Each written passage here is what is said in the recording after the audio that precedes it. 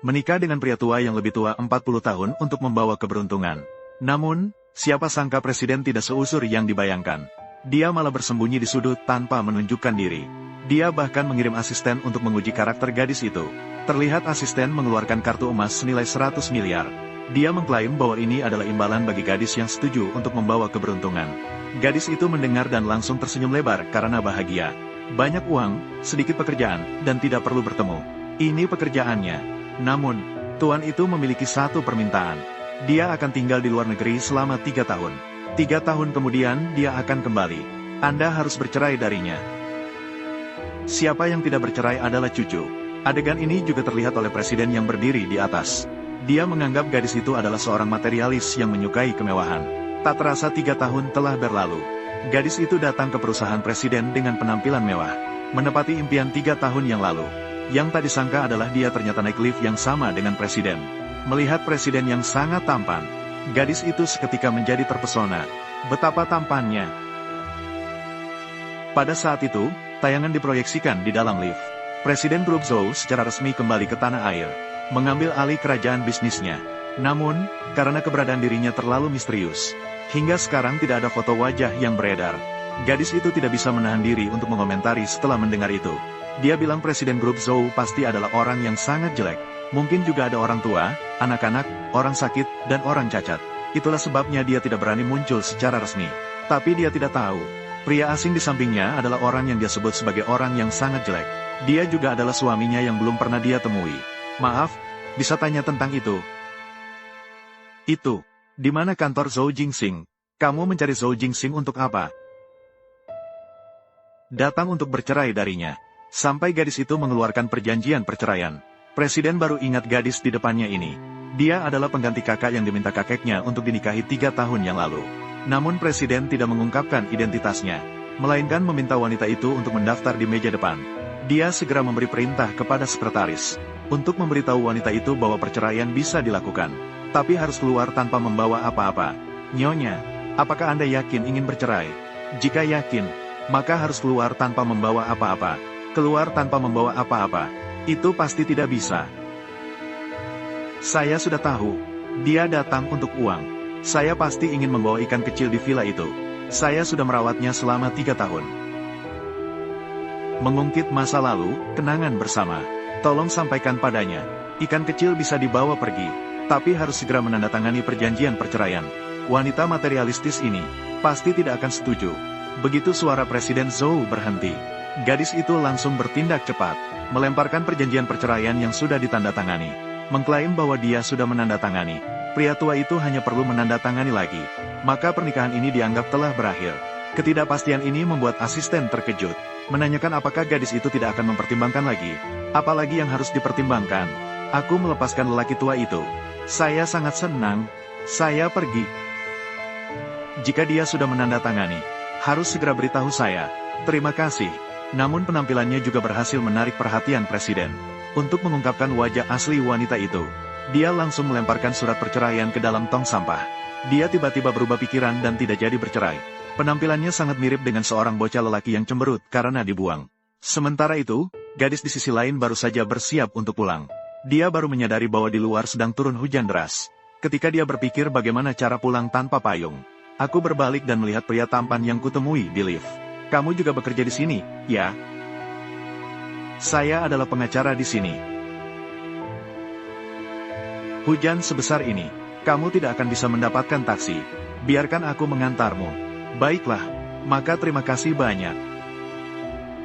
Sudah sampai. Pengacara Zhou, apakah kamu punya WeChat? Ada. Baru saja bercerai denganku. Tambahkan saja WeChat milik pria lain. Apakah kamu sangat kekurangan pria? Selamat tinggal, pengacara Zhou. Bye. Biaya taksi. Terima kasih, pengacara Zhou. Dia benar-benar menganggap saya sopir. Tidak perlu. Sebuah tindakan ringan. Baiklah, kamu temani aku. Pada saat itu, presiden menemukan sebuah anting. Mengira bahwa gadis itu sengaja menjatuhkannya di mobil. Dalam hati berpikir wanita itu sedang menggunakan strategi tarik ulur. Gadis di sisi lain juga menyadari bahwa antingnya hilang. Dia baru saja ingin meminta kembali kepada presiden. lalu teringat bahwa dia baru saja menghapusnya. Jika harus menambahkannya kembali, itu akan sangat canggung. Sudah dengar, Presiden Zhou Jingxing dari Zhou Corporation telah kembali ke tanah air. Ya Tuhan, ini adalah orang kaya dari produk laut. Jika bisa menikah dengan pria seperti ini, pasti sangat bahagia. Hanya menambah wecet pria lain. Zhou Jingxing tidak pernah tampil di depan umum. Dia pasti sangat jelek. Jangan sampai bertemu dengan seorang presiden. Jangan pikir dia sangat tampan, oke? Wah, lihatlah presiden saya ini. Apa dia tidak tampan?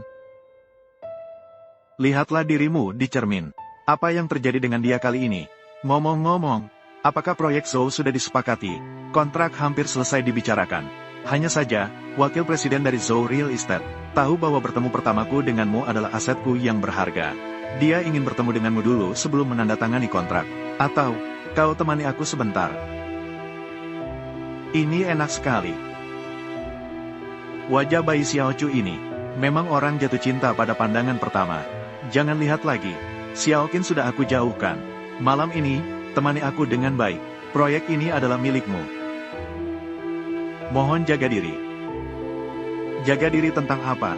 Kau sudah datang ke sini. Apa kau masih tidak tahu apa yang ingin aku? Apakah kau merindukanku? Susah tanpamu. Pukuli aku. Jangan lepaskan aku. Kau sudah memberiku obat. Kau tahu obat yang aku berikan padamu seperti apa? Kau sangat ingin bekerja sama denganku. Aku akan mencari seseorang untuk merekam video. Siapa yang buka pembicaraan? Semua pasti berpikir malam ini kau sengaja ingin membuatku marah. Saya tidak perlu bertanggung jawab secara hukum. Presiden, Nyonya ada di kotak harta karun 412. Lepaskan. Siapa yang kau maki? Ini semua karena keberuntungan orang tua. Presiden. Berani kau menyentuh wanitaku? Cari seorang presiden. Aku tidak tahu dia adalah wanitamu. Tarik dia ke bawah. Biarkan satu orang hidup. Biarkan aku metu saja. Presiden. Biarkan aku metu saja, Presiden. Wajah ini, sepertinya ada potensi yang besar. Astaga, aku bahkan tidur dengan Zhou Jie. Kenapa aku teringat ini? Terima kasih untuk malam ini. Jika tidak ada yang penting, aku akan pergi dulu. Zhou, pengacara Zhou, kamu, tidak salah. Sampainya ini sama persis dengan gadis 6 tahun yang lalu. Sayang sekali dia begitu aman. Pasti dia bukan gadis yang aku cari. Ketika kakek memaksaku pergi menemui kerabat, Ki Heng sudah menyelidiki semua tentang dia. Semua sudah jelas. Kenapa harus pergi ke klub? Aku pergi bekerja. Pekerjaan di klub hanya ada satu jenis, menjadi peraksa. Aku adalah seorang desainer. Hanya saja aku bertemu dengan klien brengsek, Zhou. Dia memberikan obat padaku. Zhou dari properti Zhou. Berdasarkan pengetahuanku, manajemen properti Zhou sangat ketat. Tidak mungkin terjadi. Kenapa tidak mungkin? Semua dari Zhou ini tidak benar dari atap hingga fondasi. Masih begitu ketat dalam bisnis. Kenapa Zhou Jingxing tidak berani muncul di depan publik? Itu pasti bukan orang yang sangat jelek dan menyimpang. Dia pasti melakukan banyak hal yang membuatnya merasa bersalah. Takut dibalas orang, kan? Sialan, Zhou yang terhormat. Dia bahkan membuatku tidak punya kesempatan. Kenapa aku merasa begitu? Pendapatmu tentang Zhou Jingxing pasti lebih kuat. Kapan dia pernah membuatmu marah? Orang sebesar dia. Aku tidak mampu untuk mendekatinya. Tunggu sebentar.